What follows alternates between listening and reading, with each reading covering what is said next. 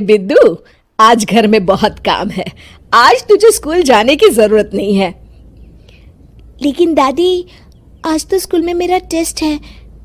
अरे, एक दिन स्कूल नहीं जाएगी तो ऐसी कौन सी तेरी कलेक्टर की पढ़ाई छूट जाएगी। वैसे भी मैं देख रही हूँ आजकल तो बड़ी ढीठ हो गई है। अपनी दादी की बातें सुनकर बिंदु नाराज हो जाती है। तभी उसकी माँ कहती है, अरे बिंदु, इतनी छोटी बात पे मुंह फुलाने की क्या जरूरत है। दादी बिल्कुल सही कह रही हैं। लड़कियों को तो घर के काम काज सीखना चाहिए। अरे बहू, रमेश के लाड़ प्यार ने इसे बिगाड़ रखा है। कम से कम तू तो मेरी बात समझती है। अच्छा, मेरी पूजा का समय हो गया है, मैं पूजा करने जा रही हूं। इतना कहकर रमेश की माँ वहां से चली जाती है। इस तरह बिंदु की दादी और माँ दोनों अक्सर उसे घर के कामों में ही उलझा कर रखते थे। कुछ दिनों के बाद राजू और बिंदु के 10वीं के रिजल्ट्स आते हैं। दोनों बच्चे दादी को अपना अपना रिपोर्ट कार्ड दिखाते हैं। शाबाश मेरे लाल, तू तो बड़े अच्छे नंबरों से पास हुआ है। तभी बिंदु कहती है, दादी, मैं भी अच्छे नंबरों से पास हुई हूँ। रमेश की माँ बिंदु को अनदेखा करते हुए कहती है, हाँ हाँ ठीक है, अभी यहाँ खड़ी क्या कर रही है, सुन लिया मैंने। जाकर मेरे लिए चाय बना कर लिया। बिंदु उदास होकर चाय बनाने किचन में चली जाती है। तभी राजू कहता है, दादी, मैं क्रिकेट के कोचिंग सेंटर में एडमिशन लेना चाहता हूँ। अरे वाह राजू बेटा, ये तो तूने बड़ी अच्छी बात कही। तू कल ही अपना एडमिशन करा ले, जितनी भी फीस होगी मैं दे दूंगी।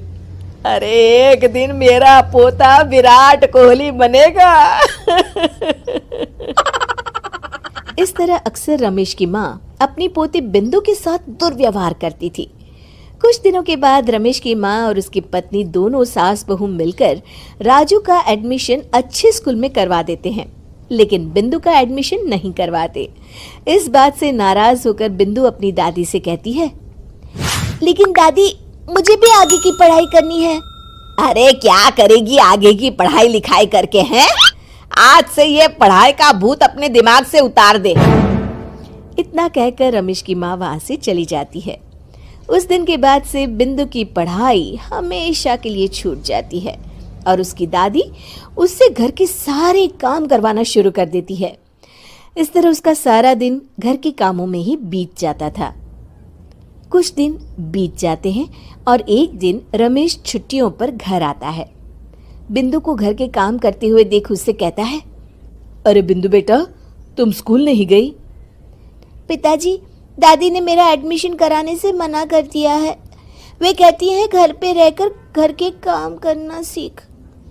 अपनी माँ का ये बर्ताव देख रमेश को बहुत गुस्सा आता है और वो अपनी माँ से कहता है, माँ, ये तुमने क्या किया?